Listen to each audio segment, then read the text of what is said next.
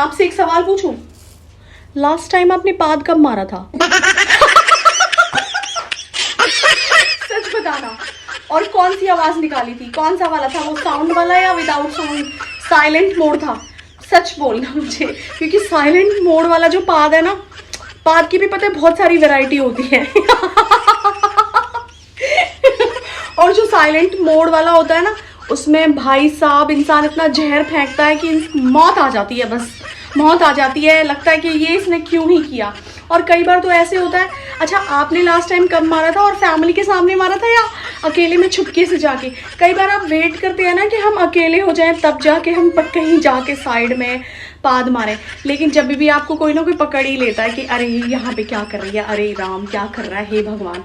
कई लोग तो इतने बोल्ड होते हैं कि चौड़े में ही खड़े होकर पाद मार देते हैं। बस धन्य है वो लोग, उनकी तरफ तो सब लोग ऐसे देख रहे होते हैं क्या कर रहा है। तो पाद मारना भी एक कला होती है, लोगों में हिम्मत का काम है। बहुत से लोग चौड़े में मारते हैं। आपने कब मारा था, आप मुझे कमेंट्स करके जरूर बताइएगा, ठीक है? मैं आपकी कमेंट्स का इंतजार, और कौन सा वाला मारा था। और पाद मारने के बाद जो सुकून मिलता है, क्या सच में सबको सुकून मिलता है, ये भी मुझे बताइएगा। सोचे निर्वी सब क्यों पूछ रही है। बताती हूँ।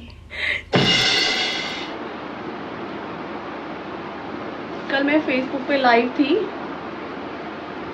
तो वहाँ पे किसी ने बोला कि दीदी आप बहुत हंसाते हो, और मैं बहुत परेशान था, लेकिन आपकी लाइव देख के मेरा दिल खुश हो गया।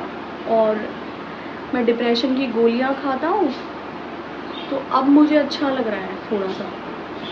तो मैंने पूछा उससे कि क्या सच में तू ये बोल रहा है जो भाई, क्या ये सही है, तो सच में डिप्रेशन? उसने फिर दोबारा दूसरा मैसेज किया, वो लाइव सेव्ड है फेसबुक पे मेरी आईडी पे, कल की ही लाइव है। तो उसने कहा हाँ मैं सच बोल रहा हूँ। तो मैंने कहा आप डिप्रेशन में क्यों हो? उसने बताया ज़िंदगी की भसड़, कुछ इस तरह से करके उसने एक मैसेज लिखा। मतलब ओवरऑल जो निकल के आया वो ये था कि लाइफ से डिप्रेस्ड है, ज़िंदगी अच्छी नहीं चल रही है स्मूथ ट्रैक पे। फिर उसने मुझे बोला कि क्यों ना आप डिप्रेशन के ऊपर थोड़ा सा कुछ बोलिए। तो मैं वहाँ शून्य हो गई। फिर मैंने उस भाई को दो चार जो कॉमन बातें होती हैं लाइफ में, ये सब होता रहता है, जो हमारे बड़े बुजुर्ग हमें सिखाते हैं, मैंने उसको ये सब चीज़ें भी सिखा दी। मैंने कहा कोई बात नहीं है, लाइफ में ये सब चलता रहता है, तो इसमें डिप्रेशन की कोई बात नहीं है। कॉमन जो बातें होती हैं आजकल हम जो बता देते हैं कि लाइफ में मुश्किलें आती रहती हैं, परेशानियां सबको आती हैं, तो इसमें डिप्रेशन की तो कोई बात नहीं है। तो उस भाई ने बोला हाँ जी आप बिल्कुल ठीक कह रहे हो। तो दो चार बातें करने के बाद और वो लाइव मैंने ऑफ कर दी। फिर उसके बाद मैंने सोचा, फिर मेरे दिमाग में दो चार चीज़ें चल रही थी। मैंने गूगल किया डिप्रेशन क्या है इसके ऊपर, तो मैंने डिप्रेशन के ऊपर दो चार चीज़ें पढ़ी। तो जो मुझे समझ में आया, ये मेरे बालों पे और सब जगह आ गया, कोई नहीं इसे साफ करूँगी। जो मुझे समझ में आया, डिप्रेशन एक्चुअली में कोई बीमारी ही नहीं है। मुझे नहीं लगता कि डिप्रेशन कोई बीमारी है, ये एक सिचुएशन है, बस परेशानी है। और परेशानियों को हम कोई बीमारी थोड़ी ना कहते हैं कि ये मेरी परेशानी है। तो मैंने उसके ऊपर और फिर गूगल सर्च किया कि क्या पता मैं गलत बोल रही हूँ, क्या पता ऐसा ना हो। तो मुझे फिर भी बार बार यही लगा कि एक्चुअली में डिप्रेशन कोई बीमारी है ही नहीं। अगर बीमारी होती तो एक स्टेट ऑफ माइंड है उस वक्त का इंसान के साथ जो हो रहा है, उसकी तकलीफ। ये लंबे लंबे फर्रे गूगल पे निकल आए डिप्रेशन के ऊपर, ये फलाने प्रकार का है, ये इतना है, इसके साथ मरीज ऐसा डिप्रेशन में आता है, रोता है, ये इसके लक्षण हैं, ये यहाँ से शुरू होता है, ये ऐसे होता है, इसमें मरीज सुसाइड तक कर लेता है। तो मैं घबरा गई। मैंने कहा अरे मैं तो सोच रही थी बीमारी नहीं है, ये तो भयंकर सुसाइड तक जो जा रहा है वो तो बीमारी नहीं है, वो तो कलेश है पूरा। राड़ा है राड़ा। ऐसा क्या है ऐसा जो इंसान डिप्रेशन में वाला सुसाइड कर रहा है? तो बहुत सारी चीज़ें देखी, पढ़ी, समझी। बेसिक जो, मैं कोई डॉक्टर नहीं हूँ, लेकिन देसी में जो समझ आया, जो समाज, बाहरी दुनिया, उसके साथ साथ अपने परिवार से भी लोग प्रताड़ित होते हैं। मोस्ट ऑफ देम वो इसको झेल रहे हैं। किसी अपने से ज़्यादा अटैच होने की सज़ा वो डिप्रेशन की दवाइयाँ खा के पे कर रहे हैं, भुगत रहे हैं असल में लोग। तो फिर समझ में आया कि डिप्रेशन क्या है। डिप्रेशन बीमारी नहीं है। तो बेसिकली हम कह सकते हैं कि हम में से हर एक बंदा, अगर ये डिप्रेशन ये है कि ये साफ नहीं हो रहा है कि परिवार द्वारा सताए गए हैं, फैमिली द्वारा सताए गए हैं, आस पड़ोस समाज जिसको हम कहते हैं उसके द्वारा सताए गए लोग हैं, दिमागी रूप पर उन पे बहुत प्रेशर डाला गया है, दबाव डाला गया है, तो वो उस एरा में, उस फेज़ में, उस मेंटल स्टेट में पहुंच गए हैं जहां उनकी नसें ये कमज़ोर हो गई हैं और ये आउट ऑफ कंट्रोल हो गई हैं, आपे से बाहर हो गई हैं। ये कोई भी कमांड देती हैं, आपको इमोशनल बना देती हैं, आपको रोने के लिए कहती हैं। हर वक्त कमज़ोर इंसान जो चीज़ करता है वो है। तो बेसिकली जो निकल के सामने आया वो ये था, डिप्रेशन। अब इससे दूर करने के लिए क्या दवाइयाँ होती हैं? तो मैंने कहा दवाइयाँ देखो अपनी जगह हर चीज़ की वर्क करती हैं, मैं ये नहीं कहती दवाइयाँ वर्क नहीं करती हैं, लेकिन अगर आप डिप्रेशन में से 100% बाहर निकल के आना चाहते हो तो ये मेरी पर्सनल ओपिनियन है। और मैं फिर कह रही हूँ, मैं कोई डॉक्टर नहीं हूँ, मैं भी एक इंसान हूँ, बहुत नॉर्मल सी, और आधे से ज़्यादा लोगों को मैं लगती भी चटकी हुई। भी चारों तरफ से लोग कोशिश करते हैं कि डिप्रेशन में चले जाए। बेसिकली जो लोग इमोशनल होते हैं वो डिप्रेशन में है, बहुत इमोशनल। आपके चारों तरफ का जो माहौल है वो पूरा कोशिश करता है कि आप डिप्रेशन में चले जाएं। हर एक बंदा आपको पुल करता है और आप इस तरह से, और ये कोई एक दिन का नतीजा नहीं है कि आप डिप्रेशन में आ गए, ये सालों से चली आ रही है आपके आस पड़ोस, आपके परिवार की मेहनत का नतीजा है कि आप पागलपन की फर्स्ट स्टेप पे आ गए हैं। मैंने पढ़ा था इसके बाद डिमेंशिया, फिर ये हायर स्टेजेस आती चली जाती हैं, लास्ट में आपको पागल खाने जाना है एट द एंड। तो ये फर्स्ट स्टेज है मेंटल वीकनेस की, और इसको कंट्रोल करना बहुत इजी है अगर आप मेंटली ही इस कमज़ोर दिमाग से ये सोचेंगे कि मैं इसको कवर कर सकता हूँ। विल पावर, आपकी इच्छा शक्ति आपको इससे बाहर भी ले आएगी। सबसे पहले आप अपने आसपास के लोगों को, मैं नहीं कह रही छोड़ दो, परिवार को नहीं छोड़ सकते हम, कई बार पता है हम परिवार को छोड़ नहीं सकते हैं, हमें उनके साथ रहना ही है। सबसे पहले अपने आप को उनके उस माहौल में जीने के लिए, सरवाइव करने के लिए ढालना शुरू करिए।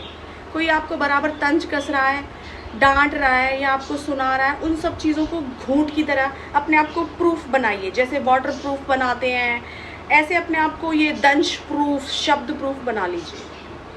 मैंने पढ़ा था there is one people in every 20 people there is one people suffers from depression in India। हर 20 में से एक आदमी डिप्रेशन का मरीज है और हर 100 में से 5 लोग डिप्रेशन के मरीज हैं। इतना रहते हुए 20 में से हर एक आदमी डिप्रेशन में जा रहा है। ये वो रेशियो जो पता है, बहुत सारी घरेलू औरतों का तो हमें बीमारियों का पता ही नहीं चलता, ऐसे ही हो जाती हैं सारी लाइफ। डिप्रेशन में ही ये बोल देता है इसका दिमाग थोड़ा कम चलता है। आपने भी देखा होगा अपने आसपास किसी को। तो इतनी ज़्यादा क्वांटिटी में डिप्रेशन में लोग जा रहे हैं, इसका इलाज दवाइयों के साथ साथ भी लोग परमानेंट ठीक नहीं होते, ये दोबारा से हावी होता है आपके ऊपर, दोबारा से आप फिर से इससे ग्रसित होने लगते हैं। तो एक बार तो मेरी रूह काम गई। मैंने कहा कितनी क्वांटिटी में लोग बीमार हैं इससे, और हम लोग कह रहे हैं कि हम लोग बहुत खुश हैं। कहाँ खुश हैं? हमसे ज़्यादा तो और देशों के लोगों का परसेंटेज आता है हैप्पीनेस का। हम तो बहुत पीछे हैं, इंडिया पीछे जा रहा है, जबकि इतना चीयरफुल देश है। क्या लगता है आपको, दवाइयों से ठीक हो जाएंगे? मतलब चल जाएगा काम? इसको ठीक करने के लिए आपको फैमिली सपोर्ट की भी ज़रूरत पड़ेगी, या उन लोगों को पहले रियलाइज़ होना पड़ेगा, सेल्फ रियलाइजेशन कि वो बीमार है। मोस्ट ऑफ द टाइम आपकी फैमिली को जब पता चलता है कि इसको थोड़ा सा मेंटली डिसऑर्डर है, परेशानी है, तो वो पहले तो सबसे पहले इंडियन फैमिलीज में मजाक उड़ाते हैं। आई स्वेयर वो करते हैं इनका, मैं देखा मजाक उड़ाएंगे पहले थोड़ा सा, क्योंकि शायद थोड़ा सा डिप्रेस्ड है। तो आपको क्या चाहिए? सबसे पहले तो अपने आप को ठीक करना है, ये सेट कीजिए। उसके बाद कोई मजाक नहीं है, थोड़ी सी अपनी रूटीन को चेंज कीजिए। जिन लोगों के साथ आप हैं अभी, उनसे थोड़ा स्विच आउट कीजिए और नए लोगों के साथ स्विच ऑन कीजिए। कुछ अच्छा स्टफ देखिए, कॉमेडी देखिए, कुछ अच्छा दिल को खुश करने वाला। XYZ कुछ भी हो सकता है, I सेड कुछ भी हो सकता है, वो जो आपको पसंद हो वो देखिए, ठीक है? जिससे किसी को हार्म ना हो, किसी को नुकसान ना हो, बस। तो दोस्तों, अगर आपको लगता है कि आपके घर में कोई बुझा सा है, परेशान सा है, दुखी है, तो आप उसकी प्लीज़ हेल्प कीजिए। उनको डॉक्टर को भी दिखाइए, मेंटल वाले, और उनका इलाज कराइए। कोई बीमारी नहीं है, स्टेट है मेंटली माइंड का स्टेट ऑफ माइंड है, दैट्स इट, नॉट कोई बीमारी। थोड़ा सा इलाज कराइए उनका, थोड़ी सी दवाइयाँ स्ट्रॉन्ग होने के लिए। कई बार डॉक्टर वहम मिटाने के लिए भी विटामिन की और उसकी गोलियां दे देते हैं। और उसके साथ असली ट्रीटमेंट करना है अपने परिवार को, उनको फुल सपोर्ट करके, उनको ठीक करके, उनके दिमाग की नसें जो हिल रही हैं, जो परेशानी उनको हो रही है, उसको करेक्ट करके। तो डिप्रेशन कोई बीमारी नहीं है, आप बस उसको ठीक कीजिए, उनके साथ अच्छे से हंस के व्यवहार कीजिए, नॉर्मल वाला व्यवहार कीजिए। उनको ये भी फील कराने की ज़रूरत नहीं है कि आप परेशान हो, आपकी दवाइयाँ चल रही हैं, आप बीमार हो, आपका कोई इलाज कराना ना, कोई ज़रूरत नहीं है। उनके साथ नॉर्मल बिहेव कीजिए, उनको अच्छा फील कराइए, उनको घूमने के लिए बाहर भेज दीजिए। अगर वो घूमने में समर्थ नहीं है, कहीं बाहर नहीं जाना चाहते, तो कोई बात नहीं, उनके आसपास के माहौल को पॉजिटिव कीजिए। ये पॉजिटिविटी बहुत ज़रूरी है। कोई चीज़ जो आपको एंटरटेन करती है, आपकी बचपन की यादें हो सकती हैं, वो भाई बहनों का प्यार हो सकता है, वो आपकी जवानी में आपकी गर्लफ्रेंड के साथ की यादें हो सकती हैं, पर्सनल आपकी बीवी के साथ कुछ स्पेशल मूवमेंट्स होते हैं, तो जो भी हो सकते हैं पॉजिटिव, वो आप उनको याद कीजिए। डीवीडी देखिए, ज़्यादा ही सुखी होना तो अपनी शादी की डीवीडी देख लीजिए।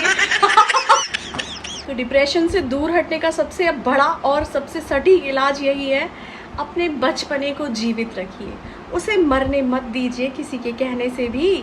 आपका बचपना सबसे ज़्यादा मासूम, सबसे ज़्यादा उज्जवल होता है। उस टाइम पे हमारा दिल जवान, हमारा शरीर जवान, नया दिमाग एकदम दुरुस्त, खुशियाँ एकदम नई नई मिल रही हैं। थोड़ी सी दुख आया, थोड़ी देर के लिए आया, चला गया, खुशी आई, थोड़ी देर के लिए आई, चली गई, रात को चैन से नींद आ गई, सो गए आराम से, कोई दिक्कत नहीं है। सुबह दिन में कुछ भी हुआ, मम्मी ने मारा, पापा ने मार दिया एक थप्पड़, कोई बात नहीं है। सुबह पिट रहा, दिन में पिट लिए, रात को चैन की नींद आ गई, खराटे मार के सो गए। तो जो भी चीज़ आपको खुश करे, वो कीजिए। अपने बचपने को मत मरने दीजिए, अपनी ज़िंदगी जीने के साथ साथ अपनी ये वाली लाइफ को भी चला के रखिए। बचपना जीवित रखने का, ज़िंदा रखने का सबसे अच्छा तरीका है अपने बच्चों के साथ कुछ टाइम स्पेंड कीजिए।